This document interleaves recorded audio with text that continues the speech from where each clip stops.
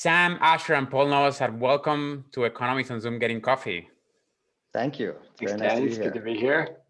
When I think about you, I don't know if this is good or bad, but I think about a lot of data, a lot of gigabytes in your computers. That's actually, it stopped happening now, but for a very long time, the main comment that we would get after or during seminars is great data, great data. And we were always pretty sure that was not a compliment. It's damning with faint praise. Like, you guys don't have any good ideas. Your execution was terrible, but boy, are you lucky you stumbled into such good data. There's potential, there's potential. But no, seriously, because when I think of your work, and we'll talk a little bit about it, you are a development economist. Is that fair? Do you self-identify as a development economist? I certainly think so. I don't know if every corner of the profession necessarily does, but we certainly do. So now, in all seriousness, I think what I really like about the work that you've been doing is that you are doing like development in high definition. That's how I think. That's the headline I would put for you. And basically what I mean is that you actually were able to work very hard during your PhD to collect a lot of great data, very detailed data, mostly on India. I think a lot of your papers are on India, looking at the village level or even below that, when a lot of people up until today, me included, are doing research that, maybe not the country level, but at the city level, or things that are quite aggregated. And that makes a big difference. So that's kind of the first question I want to throw you out. Like, what do you think are the big insights or the main differences when you actually have data that is so high resolution, and what are the kind of things that you can see there that you can't see otherwise? Paul, you want to start us off? Sure. So the kind of animating idea behind a lot of what we've done has been this change in availability of data. In the 20th century, you wanted to collect data, you had to go run a survey, and you have a cost per head, per household that you visit. And so you're necessarily going to have small samples. You'll sample 20,000 people to understand what's happening in an economy with 1 billion people. And now data is just automatically generated. There's this term data exhaust for data that just gets generated through processes that governments or private sector firms are doing anyway. So the Indian government, in order to determine who's poor, visits every single household and catalogs their roof material, how many rooms there are, is the kitchen separate from the living space. And this data just sits on a server somewhere and gets used internally, but never actually gets used for research. So one of the things that we've been, pretty much the animating thing that we've been doing for ever since we started working together halfway through the PhD, is identifying and pulling together data sources like these to see what we can learn from them. And the key advantage is granularity, being able to say at the village level, what are your opportunities looking like in your village compared to the next village, instead of in your district of 2 million people. And so for many research ideas, if you want to know about, say, female labor force participation, which is something that we're starting to look at now. Well, whether you're entering the labor market depends a lot. It doesn't depend on your district level labor market. It depends on your village or town level labor market. And so being able to understand what's going on very locally, our whole agenda is based on the premise that you can learn stuff here that is hard to learn otherwise. And so we're kind of investigating that space. And there's advantages and disadvantages, right? It's not as though administrative data is always better. If you survey 1 billion people, you're not going to have a 3-hour survey. You're going to have a 15-question survey. Your enumerators aren't going to be as trained. So, different approaches have different comparative advantages. And a lot of what we've been doing has been focused on what we can learn with the comparative advantage of very long administrative data sets that are universal and granular. What are the kind of things, I mean, do you have some examples, I'm sure you do, of the kind of things that when looking at that level of disaggregation, you have found, or you could learn, that maybe it's surprising that you would never find if you are doing research at the regional level or at the district level? Yeah, I think that probably each one of our papers kind of points to things that can be learned. I think each one of our papers, we've kind of said, what can we do with this wealth of data that we've assembled that kind of is difficult to answer in other circumstances? And so probably the best example of this would be, we have a trio of papers on rural roads in India. And we were starting with the assumption, as I think many policymakers and economists have, that building a road into a village is really going to transform the opportunities that people face in that village. You're now connected to outside labor markets. You can get inputs in, you can get outputs out, consumption goods, all that sort of thing. And we realized that the Indian government had run this massive program, the largest rural road program in the world, it's connected over 200,000 villages now to the outside paved road network, costing over $40 billion, absolutely massive program. And one that I think should be commended in many ways, but we end up finding that actually you build a road into a village and it doesn't change that much about the economic opportunities available to people in that village. We did find that people start exiting from agriculture, they start reporting more non-agricultural occupations, but we didn't find that a lot of businesses started up, we didn't find that people's living standards went up by a whole lot, and that's really only possible when you're looking village by village. This village got a road, that village didn't get a road. And a lot of the research before had been, this district built a lot more roads than that district. But as Paul said, when you're living in a village, chances are that what determines your opportunity set is really about what's going on in this village? Is there a firm nearby to work at? Is there a farmer who's hiring? And it doesn't matter to me, 5 villages over, and districts have hundreds of villages, 5 villages over is probably pretty much irrelevant to me. So is this, I know you guys care a lot about policy, and I always think is this makes it harder for policymakers or easier? Because doing research at the village level has an added level of complexity, in terms of methods, in terms of just data managing. When it comes to policy, a lot of these policies, of course that there's no one size fits all policies, but I guess it gets harder and harder if you have to customize policies at the village level or even beyond. So there's some sort of trade-off here. I wonder if you have thoughts about that. The targeting question is interesting. Do you have policies which are targeted? De facto at the district level, even if federal policies are targeted based on district level information, you have devolution, you have district administrators who know what the distribution of schools and roads and health centers to some extent looks like across their villages. So most policies are going to be fundamentally, you're going to be building a school somewhere. So it's always going to be a village level thing anyway when it's actually built. One of the things we've discovered since working in this space is that actually a lot of district administrators don't have really good information on distribution of public goods in their districts. And so one of the things that we've been working on as kind of a outgrowth of the research agenda has been trying to kind of create better information systems for sharing that village level information, because all that data is out there in 50 different hard drives around the government, and it's very hard for it to be accessed at the granular level by people who are just not skilled analysts. They're politicians, they're bureaucrats, they're district administrators. They have too many things to do to try to spend their time cleaning government data the way we have. So one of the things we're doing is trying to kind of make that information available. So I think that having information accessible, local information accessible at your fingertips doesn't have to be overwhelming. And I think building on that, I think one of the sort of insights that came to us slowly was, as much as there is to be learned from one absolutely massive village level data set, and we started with the economic census. Actually, the unifying thread in this group to some extent is Ricardo Hausmann, because I was working with Ricardo Hausmann. I was his teaching assistant. I was really inspired by a bunch of his ideas. And Shout out to Ricardo Hausmann, episode number 1 of season 1 of Economists on Zoom Getting Coffee. The inaugural. www.economicsonzoomgettingcoffee.com and watch it. Go on. The OG, yeah. And so, I went looking in India for data that kind of could line up with his product space work.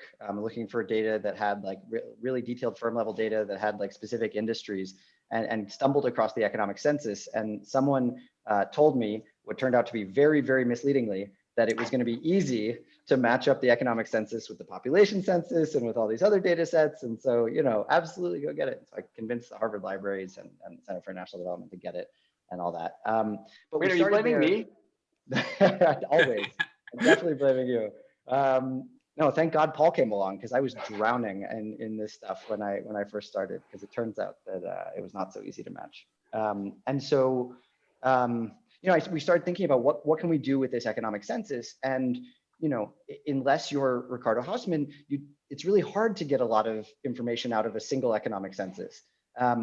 But when you combine it with the population census, when you combine it with the socioeconomic and caste census, when you combine it with satellite imagery and all of these other things, now you have, you know, variation in the stuff that you care about, like rural roads. Now you have a wide range of different outcomes that you really want to measure, like firms and household living standards and, you know, activities that people are doing and deforestation and educational attainment and so on and so forth. And so just the range of possibilities grows, and we still seem to only really come up with ideas that require scraping 10 new websites and downloading terabytes of new data. But I do think it's getting easier over time. And one of the reasons why we wanted to open all this up and create this open data platform that we have is because there are just so many possibilities in each of the different corners and intersections of each of these different data sets. And we just can't keep up with all of the different possibilities. I think that you would agree, and I see it in the website of your entrepreneurial activity that I'm going to get to. You say good policy needs good data. So I think that you're very committed, of course, to, you know, your research. It looks it's very obvious that you're very committed to helping inform policymakers and making better policies. And then perhaps the way that you think is one of the is your added value is by really creating the space to you know, manage and use more and more data. So you created the SHRUG. I want to know about the SHRUG. I want you to tell people what the SHRUG is. What does SHRUG mean? Shrug, yeah, sure. Shrug is the It doesn't least mean anything bad. anymore. It's the shrug. Let's not. It's my favorite emoji on when It's also texting, but then that and the facepalm, but facepalm wasn't as catchy a name for a data platform. No, it was just the least bad of all of the acronyms that we were thinking about. And also, I think when you work on projects for more than like 5 or 6 years, as excited as you are going into it, you end up feeling like this at the end of it. You just what are we gonna do with all this data? Yeah, I guess we should put it out there. I'm too tired to keep it to myself. Tell me, what does SHRUG stands for? So SHRUG is the socioeconomic high resolution rural urban geographic data platform for India. And it is the kind of outgrowth of all of these different projects where we have various projects. We've only kind of talked about the rural road stuff, but we have projects on mining and local politics, and we have projects as I said, on deforestation, and now on spillovers from urban to rural areas. And what all of these things have in common is, as you said, looking at development at a very high resolution. India has 600,000 villages, has 8,000 towns.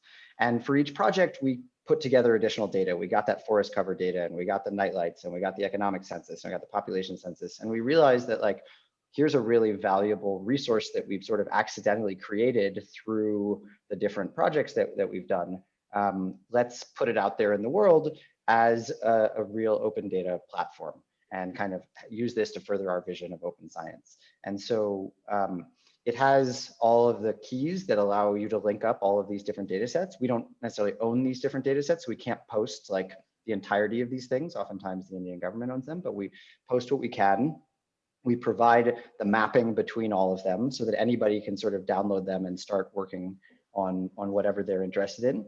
And what we do is we require that anyone who uses it, they're welcome to use it, but then they have to sign something that says we're going to commit to putting our data back into this system as soon as we sort of have our papers out and no longer are like scared of getting scooped. And so what we're really hoping is that we've created this open platform that's going to grow through its use. So we're running out of time, but a couple of questions that are linked together, which is, I would ask you, do you think that this approach that you've put together in the case of India, for instance, where you've done a lot of work, is you can export it to other countries? Like, is there a good chance of like expanding this approach and this method of going through very high resolution data in developing countries? I think you're gonna say the answer is yes, because the linked question is like you have a project, which is the Development Data Lab. that I think is trying to do that, to gather more and more of this data in many different developing countries and beyond to answer these questions. But is it realistic? So I would say it's very realistic, and there's like a big startup cost that we need to think about getting people to pay, right? Because every administrative data set that you work with is like subtracts years from your life, right? And so when you go into a new project, you're like, is it in the worth present and future? Yeah, I mean, you always underestimate what it's going to take. But you let's say we want to work in Pakistan and we have access to the universe of health records from public hospitals or something. So do I want to spend 2 years working on this project? Well, by itself, the universe of health records from public hospitals might be interesting, but it really starts to shine once you can link it to a backbone with all these other data sets. And that's what we've built in India, is this backbone that now the returns to getting those public health records in India are much higher because you can immediately link them locally to all these other dimensions.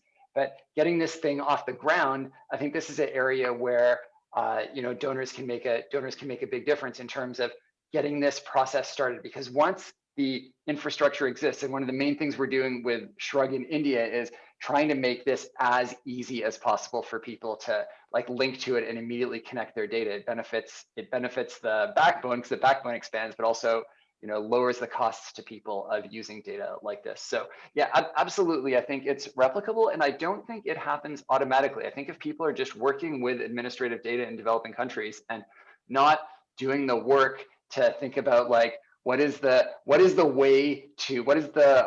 kind of standardization that makes it possible to link what I'm working on with all the other things that other people are working on, then I just think there are complementarities that aren't realized. So yeah, that is something we're trying to do with Development Data Lab. I guess the other big thing we're trying to do with Development Data Lab is really promote this social norm of making data open and of being like very, very fast to open data sources rather than sitting on it for years for fear of being scooped. This is kind of the other thing we've done with SHRUG, is this soft requirement that if you use it, we expect you to contribute your private data sources to it as well and allow others to benefit. Whoa, that is not a soft requirement. Okay, this is a very, very firm requirement. We will come after you. Yeah, exactly. Lawyers. And just to give an example, like we've been talking to a funder about doing this in Bangladesh, and I think that like the returns are extraordinarily high there. It's a very large population. The government has generated large amounts of data. Other people have too. Obviously, all the satellite and other data sets that we use in India should be able to be used very easily in Bangladesh. And we said basically, look, this is going to take a bunch of funding, but it's also going to take a bunch of really, really knowledgeable economists on the ground who know the data, who know how the administrative units have changed, who know how to get access to things. And so hopefully we can do something there. I think there will be many opportunities in lots of other countries that should be a lot of fun. And hopefully it gives us a chance to partner with like really talented, knowledgeable people on the ground. But I think it's going to take like those startup resources, but also those sort of local partners where we had to bootstrap that to a large extent for ourselves during our PhDs. And now hopefully we can partner with people like that. Well, that's great. We have run out of time, but I want to thank you on behalf of the world for putting together these public goods, which is the SHRUG and the Development Data Lab, and encourage everybody to go and look at them. They're going to be reading here down in the comments. And for all the work and all the insights that you've provided in terms of development. And, we could continue to talk as we, in the basement, during our PhDs, we talked for hours and hours, but we have to let people go on with their days. Weren't we supposed to talk about our coffee mugs though? Yes, I have today. I'm repeating a coffee mug that was given to me by Stata. Nice.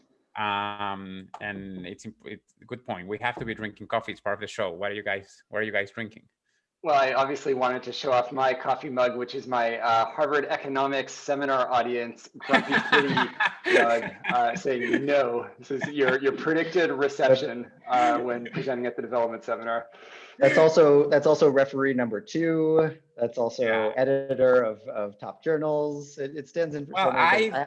The last referee number 2 I've met was the kindest person I've ever met. So if you are watching, thank you. I really appreciate what you wrote. referee number 3 in this case. I don't know.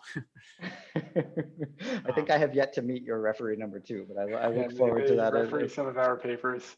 at some point. I just have a very boring white mug. This is because I'm actually down in Mexico right now. We decided that we could be doing this work and living from anywhere during the pandemic, so we decamped to warmer and more interesting climes. But unfortunately, the trade-off is the mug. Yeah.